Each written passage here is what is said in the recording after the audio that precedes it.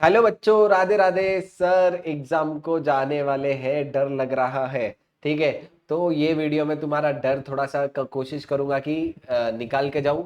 और उसके अलावा ठीक है, एग्जाम में क्या क्या टिप्स फॉलो करनी है, एग्जाम में क्या क्या चीजों को ध्यान रखना है, वो पूरी ये वीडियो में बताऊंगा। तो एग्जाम को जाने के पहले 5 मिनट की वीडियो रहेगी, लेकिन ये वीडियो जरूर देख के जाना। काफी इंपॉर्टेंट वीडियो रहने वाली है। ठीक है, सबसे पहली चीज सर, बच्चों का क्वेश्चन मार के पहले 15 मिनट में करना क्या है। पहले 15 मिनट में बच्चों याद रखना, क्वेश्चन नंबर 2 से लेके क्वेश्चन नंबर 6 पूरे पढ़ने हैं। क्वेश्चन नंबर 1 पढ़ना नहीं है। क्वेश्चन नंबर 2 से क्वेश्चन नंबर 6 क्यों पढ़ना?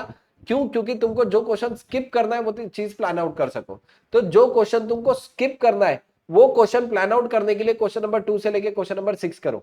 ठीक है, तो क्वेश्चन नंबर 2 से लेके क्वेश्चन नंबर 6 15 मिनट में पढ़ लिए। 15 मिनट में पढ़ के ये डिसाइड कर लिया कौन सा क्वेश्चन स्किप करना है, स्ट्रैटेजी पूरी प्रिपेयर्ड है। फिर भी टाइम बचा तो फिर क्वेश्चन नंबर 1 पढ़ो, क्योंकि वैसे भी क्वेश्चन नंबर 1 तो कंपलसरी है। पढ़ के क्या फायदा? ठीक है, पढ़ोगे फिर भी वो क्वेश्चन करना है, नहीं पढ़ोगे फिर भी करना है। तो क्वेश्चन नंबर 1 पढ़ने में टाइम वेस्ट नहीं करना, डायरेक्टली कौन सा क्वेश्चन पढ़ना स्टार्ट करना, क्वेश्चन नंबर 2। ठीक है, क्वेश्चन नंबर 1 तो कंपलसरी है, इसलिए करना ही है तुमको। अच्छा सर, फॉर्मेट में फॉर्मेट जरूरी है क्या? सीए फाउंडेशन के एग्जामिनेशन में फॉर्मेटिंग जरूरी नहीं है। तो अननेसेसरी टेबल, अननेसेसरी लाइंस बनाने में टाइम वेस्ट मत करना। जितना हो सके फटाफट फटाफट एक लाइन मारी, 1 सेकंड में फटाफट वापस से पेन रख दिया, इतना ही ध्यान रहेगा। ठीक है, उसके बाद इफ अगर पेपर डिफिकल्ट आया तो क्या सर? एक बात बताओ, पेपर कितना भी डिफिकल्ट रहने दो, स्टिल 70 मार्क का पेपर तो इजी रहेगा। तुमको पता है क्या डिफिकल्ट क्या होता है? डिफिकल्ट होता है 30 मार्क का। 30 मार्क का डिफिकल्ट पार्ट तुमको मन में ऐसा रियलाइज कराएगा कि पेपर इज डिफिकल्ट। अगर तुमको पेपर पढ़ के लग रहा है कि डिफिकल्ट है, तो मेरी बात याद रखना बच्चों, 60-70 मार्क का इजी है, डिफिकल्ट सिर्फ 30 का है। तो फोकस किसके ऊपर करो? 60-70 मार्क पे फोकस करो, मतलब जो इजी है उससे स्टार्ट करो। ठीक है, तो क्वेश्चन वो अटेम्प्ट करो जो इजी मैनेजेबल है, उन पे ही फोकस करो। जो हार्ड क्वेश्चन है फिर धीरे धीरे ऑटोमेटिक बनने लगेंगे। ठीक है, तो एग्जाम में ऐसी सिचुएशन आ सकती है जहां पे पैनिक हो गए, कुछ नहीं समझ रहा।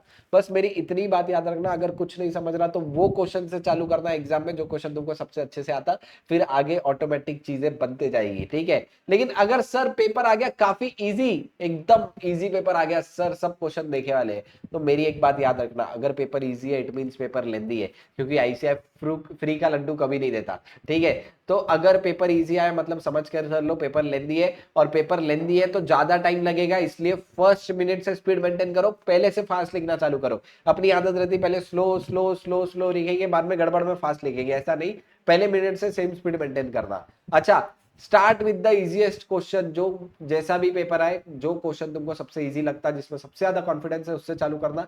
इससे बेनिफिट क्या होगा पता है बच्चों? जो क्वेश्चन इजी है वो पहले करोगे तो ऑटोमेटिक कॉन्फिडेंस बढ़ता जाएगा, और इनफैक्ट चेक करने वाले को भी फील होगा कि तुमको आता है। अच्छा, ब्लैक बॉल पेन से ही लिखो, जनरली जेल पेन भी अलाउड है, लेकिन बॉल पेन से प्रेफर करना, ब्लैक कलर की पेन से लिखना प्रेफर करना। 2 कैलकुलेटर कैरी करना, एक कैलकुलेटर टूट गया, पता नहीं कुछ हो गया, क्योंकि सबसे दुनिया की जितनी प्रॉब्लम है अपने साथ ही होती है। ठीक है, इसलिए ट्राई करो 2 कैलकुलेटर कैरी करने का। सिचुएशन एग्जाम में कैसी भी आ जाए, खुद को काम रखना बहुत जरूरी है। मैंने तुमको हमेशा बताया, मेरे एक दोस्त की स्टोरी थी, वो पेपर आने का 2 मिनट पहले खुद के दिमाग को शांत करता था।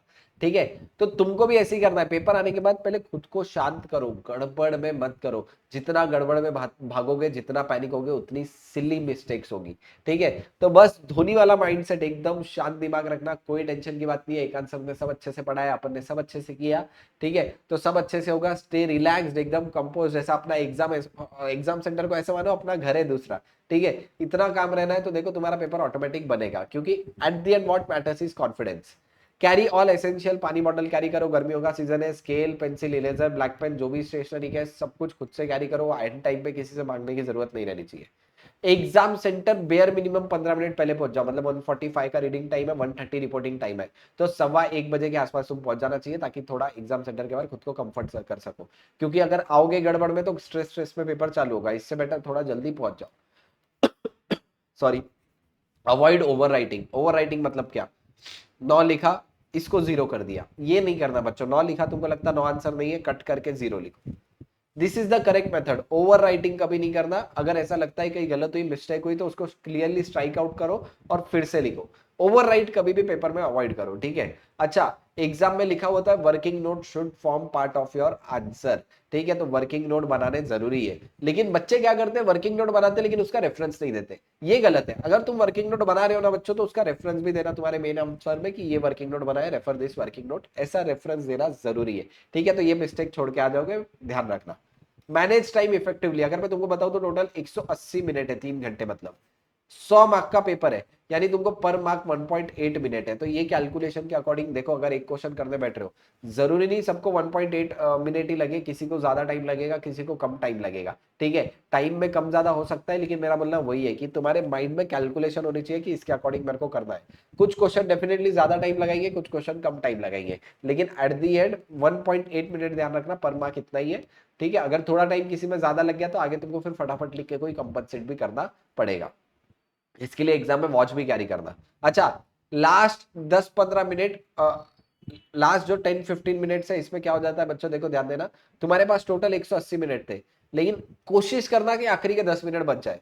आखिरी के 10 मिनट अगर बच गए तो सर उसमें क्या करना है, जितने भी तुम्हारे कैलकुलेशंस थे वो चेक कर लो, तुम्हारे टोटल्स चेक करो सही है कि नहीं, इंपॉर्टेंट फिगर कहीं पे कुछ क्वेश्चन भूल तो नहीं गया। बहुत बार ऐसा होता है सर मैंने एक क्वेश्चन पढ़ा ही नहीं, शिट भूल गया, ये चीज नहीं होनी चाहिए। इसलिए क्या करना, लास्ट 10 मिनट रिव्यू के लिए रखना, 10 मिनट में पूरा पेपर रिव्यू करो। अच्छा, आज प्रॉपर सो जाना बच्चों, आगे पूरा ये वीक रहने वाला है स्ट्रेसफुल काफी, एक के बाद एक लॉ का पेपर होगा, मैथ्स का पेपर होगा, फिर उसके बाद तुम्हारा लास्ट पेपर आ जाएगा इकोनॉमिक्स का, तो काफी स्ट्रेच पे वीक रहने वाला है। इसलिए आज नींद ले लो, बेयर मिनिमम मैं बोलता हूँ 6 घंटे तो सोना ही सोना बच्चों, क्योंकि आज नींद लोगे तो पूरा हफ्ता एक्टिव रहोगे, ठीक है। तो टेक प्रॉपर स्लीप, जो भी है एकदम खुद को शांत करा के सो जाओ। हाँ, अगर कल ये वीडियो मतलब एग्जाम डे वाले दिन तुम वीडियो देख रहे हो तो ठीक है, तुम ऑलरेडी सो चुके हो, इसके ऊपर कुछ भी नहीं कर सकते। हाँ, अच्छा, एक सबसे इंपॉर्टेंट चीज, एग्जाम हॉल के बाहर आया, दोस्त को पूछेंगे तेरा क्या आंसर आया, अरे मेरा तो ये आया, ये बिल्कुल करना नहीं है। याद रखना, कोई दोस्त अगर तुमको एग्जाम में बताने आए, सीधा उसको मारना, भाई पेपर हमको डिस्कस नहीं करना। एग्जाम सेंटर के बाहर आ गए, जो भी हुआ एग्जाम सेंटर में हो गया, उसको छोड़ दिया, बीती बात पुरानी, सीधा अगला पेपर के लिए लॉ के लिए स्टार्ट करना। यानी एग्जाम सेंटर के बाहर आने के बाद मेरी बच्चों याद रखना, अगर कोई मुझे डिस्कस करते हुए दिखा तो मैं वही मारूंगा, ठीक है। तो don't discuss the paper immediately after exam, focus on the upcoming paper, जो भी नेक्स्ट पेपर आ रहा है वो करना। पेपर कैसा भी जाने दो, मैं एक ही चीज बोलूंगा कि जो भी नेक्स्ट पेपर रहा उसको फोकस करो, और पेपर कभी भी डिस्कस करना नहीं है ना। तो ये सब तो हो गई बात पेपर के रिगार्डिंग, एक बार फटाफट ये सब बातें ध्यान रख के जाना, ये सब गड़बड़ तुम कर सकते हो। बाकी एक ही चीज ध्यान रखो, वही टाइम आ गया जिसका तुमको सबसे बेसब्री से इंतजार था, जो चीज तुम कब से वेट कर रहे थे वो टाइम आ चुका है, ठीक है। तो ये टाइम पे गड़बड़ मत करो, पैनिक मत करो, सब कुछ अच्छा होगा, सब कुछ सही होगा, भगवान पे सब कुछ छोड़ दो। वो बोलते हैं ना, क्योंकि एक डायलॉग है, अब सौंप दिया इस जीवन का सब भार तुम्हारे हाथों में, है जीत तुम्हारे हाथों में, है हार तुम्हारे हाथों में, मैं नर हूं तुम हो नारायण, मैं हूं संसार के हाथों में, संसार तुम्हारे हाथों में। बस भगवान को ये लाइन आखिरी में बोल के आना, ठीक है, कि भाई मेरे कंट्रोल में कुछ नहीं है, बनाने वाला भगवान है, बिगाड़ने वाला भगवान है, ठीक है। तो जो भी भगवान को तुम मानते हो, जिस किसी को मानते हो, बस जाओ उनके सामने बोल देना अब हमारे साइड से हो चुका, अब जिम्मेदारी तुम्हारी पेपर अच्छा लिखवाने की। मैं तो बोलूंगा फिर एग्जाम सेंटर में जिस किसी को तुम मानते हो, तुमको करना कि तुम्हारे पास वो एनर्जी है, उनकी एनर्जी रहेगी कि तुमको पेपर अच्छे से करना है ना। तो तुम्हारे हाथ में कुछ नहीं है, सब बस छोड़ दो, फिर एग्जाम सेंटर में जाते जाते भगवान के ऊपर छोड़ दो कि अब हमने पूरा तुम्हारे हाथों में सौंप दिया है, अब हमारे हाथ में कुछ नहीं है। और बस यकीन मानना, वो मोमेंट से तुम्हारे साथ अच्छा होना चालू हो जाएगा, ठीक है। तो trust in the process, trust in your hard work, जितनी तुमने मेहनत की है सबका रिजल्ट मिलेगा।